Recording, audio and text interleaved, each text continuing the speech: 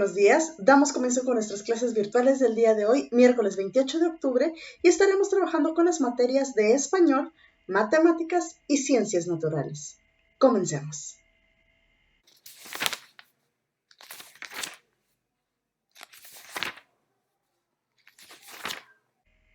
Iniciamos con nuestra clase de español y el día de hoy seguimos trabajando con juego de palabras. Hoy vamos a trabajar con las adivinanzas. Ya las conoces, sé que te sabes muchas, así que vamos a trabajar con ellas, ¿de acuerdo? Para eso, primeramente vamos a ir a nuestro libro de texto en la página número 25, ¿de acuerdo? En la página número 25 vamos a encontrar en esta parte donde dice adivina, adivinador, ¿ok? Y te pido por favor, vamos a subrayar esta idea principal. Las adivinanzas son otro tipo de juego de palabras. Lee las adivinanzas y cuando sepas las respuestas, coméntalas respondiendo estas preguntas. ¿Cómo encontraron las respuestas? ¿Qué pistas siguieron? Ya habíamos trabajado anteriormente con las adivinanzas. La trabajamos durante las primeras semanas de ejercicios remediales, ¿sí? Entonces, yo sé que pues desde preescolar se trabaja con este tema. Entonces, yo sé que va a ser algo muy sencillo para ti, ¿de acuerdo? Entonces, vamos a leer las siguientes tres adivinanzas y a un ladito, aquí en esta parte, tú debes de escribir la respuesta, ¿de acuerdo? La primera dice así: un convento bien cerrado, sin campanas y sin torres, y muchas monjitas adentro haciendo dulces de flores. ¿Qué es? ¿O a qué se refiere? Y aquí pones la respuesta, ¿de acuerdo? Siguiente: chiquito, redondo, barrilito sin fondo. Y lo ponemos aquí, la respuesta. Y la última dice así: chiquito como un ratón y cuida la casa como un león. Y ponemos aquí la respuesta, ¿de acuerdo? ¿Sí? Entonces es muy sencilla la actividad y bueno, al final se nos pregunta, ¿se saben otras? Y si se saben otras, te voy a encargar por favor de tarea, ¿sí? Que escribas 3 adivinanzas en tu libreta. ¿De acuerdo? Escribes 3 adivinanzas en tu libreta, le agregas por favor la respuesta y si gustas puedes agregarle una imagen que se refiera a cada una de las adivinanzas, ¿sí? Entonces tienes 2 actividades: responder las adivinanzas de la página 25 y aparte anotar 3 adivinanzas que tú conozcas o puedes preguntarle a tu familia si conoce alguna que te puedan apoyar.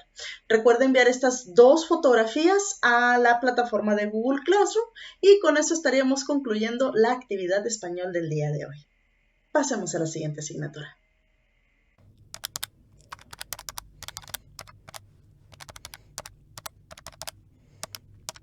Continuamos con nuestra clase de matemáticas y el día de hoy vamos a trabajar en nuestro libro de texto. Vamos a resolver el desafío número 15, ¿cómo se ven?, el cual se encuentra en la página 33.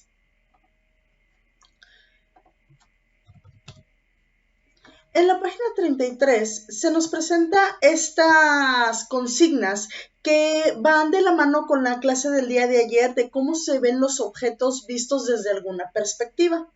Entonces aquí se nos pide que dibujen y describamos los objetos como se indica, ¿ok? El número 1 dice, un vaso visto desde abajo y de frente a la altura de tus ojos, ¿ok? Y aquí tenemos un rectángulo donde podemos agregar los dibujos. Entonces, son 2 dibujos los que nos piden aquí. Un vaso que los veamos desde abajo y de frente, cómo se verían en las 2 perspectivas, ¿de acuerdo? Recuerda que tiene que estar a la altura de tus ojos. El número 2 dice un escritorio visto desde arriba y desde un lado. Aquí lo puedes cambiar, puede ser una mesa, ¿ok?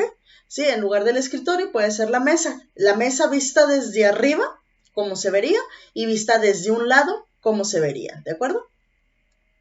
Y por último, el número 3 dice, la siguiente pila de cajas vista desde arriba y desde el lado derecho, el frente es la parte más oscura, ¿ok? Entonces, quiero que lo observes bien, ¿sí? Esta parte oscura que está en tono azul es la parte de enfrente, ¿ok?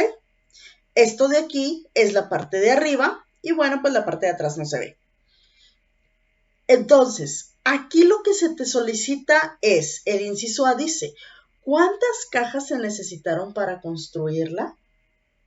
Cuéntalas bien. Cada cubo es una caja, ¿sí? Aquí tenemos una, aquí son 2, 3, 4, 5, 6. No olvides contar estas de aquí y las que están detrás, ¿ok? Ten mucho cuidado con esta figura, ¿de acuerdo? Entonces, recuerda que tienes que contar tanto las del frente como las que están en la parte de atrás. Y el inciso B nos dice, ¿cuál es el menor número de cajas que se necesita para completar un cubo? O sea, para completar una de estas, ¿cuál es el menor número de cajas que necesitamos? ¿Ok? Un poquito confusa la pregunta, pero es muy simple la respuesta, ¿ok? Entonces ponte a pensarlo nada más un poquito. ¿Sí? Menor número de cajas para completar un cubo. ¿Ok? Y bueno, una vez que concluyas con esta actividad, recuerda tomar la fotografía y subirla a la plataforma de Google Classroom y con eso estaríamos concluyendo la actividad de matemáticas del día de hoy. Pasemos a la siguiente asignatura.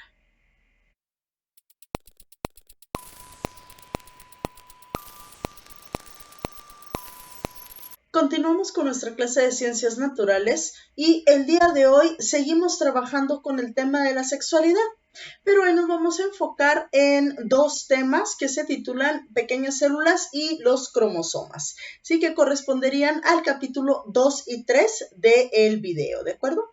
Entonces, vamos a verlo para recordarlo. ¿Sí? Y te pido por favor que pongas mucha atención ya que vamos a responder un formulario muy similar al que vimos en la clase pasada, ¿de acuerdo? Muy bien, entonces pasemos al video.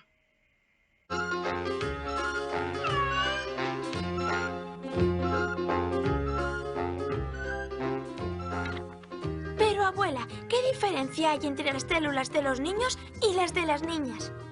Oh, pequeños míos. Esa es toda una historia. ¡Oh, cuéntanos, abuela! Para empezar, no tienen la misma forma. Y además no tienen el mismo nombre. En las niñas de los 10 a los 14 años, o a veces más tarde, las pequeñas células maduran en el interior del vientre, en los ovarios. Una vez al mes y cada mes del año, sea en invierno o sea en verano, no importa en qué país del mundo, cada ovario genera una pequeña célula redonda. Es el óvulo, una pequeña cápsula. Sin ella no se pueden hacer los bebés. En los niños, a partir de los 12 o 13 años, las células maduran en el interior de los testículos. Se llaman espermatozoides. Los espermatozoides son bastante simpáticos, con su gran cabeza y su larga cola vibrante que les sirve para nadar en el esperma. Son minúsculos, pero tan numerosos, varios millones, que acaban dando vueltas a la espera de que se abra el grifo para dejarles salir. Los espermatozoides, como los óvulos, son necesarios para hacer los bebés. Porque veréis, la pequeña célula chica y la pequeña célula chico, en realidad, solo son dos mitades de células. Cuando se encuentran y se funden entre sí, forman una célula entera que podrá ser el punto de partida del futuro bebé. Cada mitad de célula contiene la mitad del programa y es absolutamente necesario reunir las dos mitades para que la fabricación de un bebé pueda comenzar. En el interior del espermatozoide y en el interior del óvulo, en su núcleo, se encuentran los programas que llamamos cromosomas. Muchas cosas están escritas de antemano en esos minúsculos cromosomas. El color de los ojos, la forma de la nariz, el hecho de ser niña o de ser niño, y todo lo que hace que seas tú mismo y no otro. Un poco de tu papá, un poco de tu mamá y mucho de ti mismo. Así, hijos míos, todo eso es la magia de la herencia. ¿Y qué más, abuela? ¿Qué más, pequeños? Oh, eso es otra historia.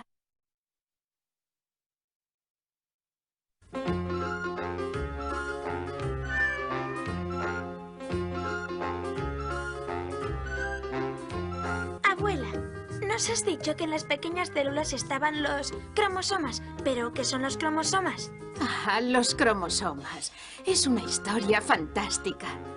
Cuéntanos, abuela. Bien, todos los seres humanos están constituidos por células. Las células son como ladrillos que sirven para construir los seres humanos. Hacen falta millones de ladrillos para hacer un hombre o una mujer. En el interior de cada ladrillo, o de cada célula, mejor dicho, hay un núcleo. Y en el interior de cada núcleo empieza un mundo maravilloso. El país de los cromosomas.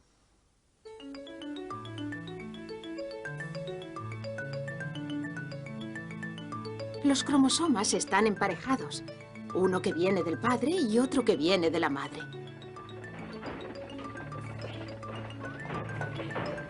Venid, entremos en ese. La ventana está abierta. ¿Veis ese largo pasillo?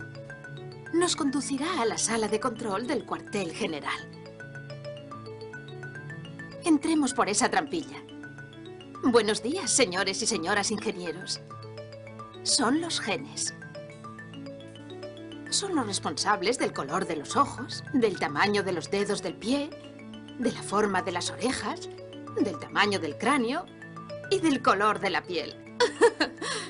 Y de todo lo que hace que seamos nosotros mismos y no otros.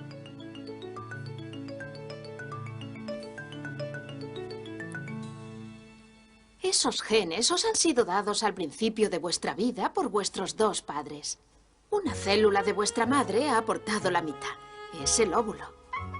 Y una célula de vuestro padre ha aportado la otra mitad, es el espermatozoide.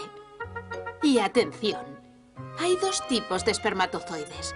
El que después de encontrarse con el óvulo genera un niño y el que después de encontrarse con el óvulo genera una niña.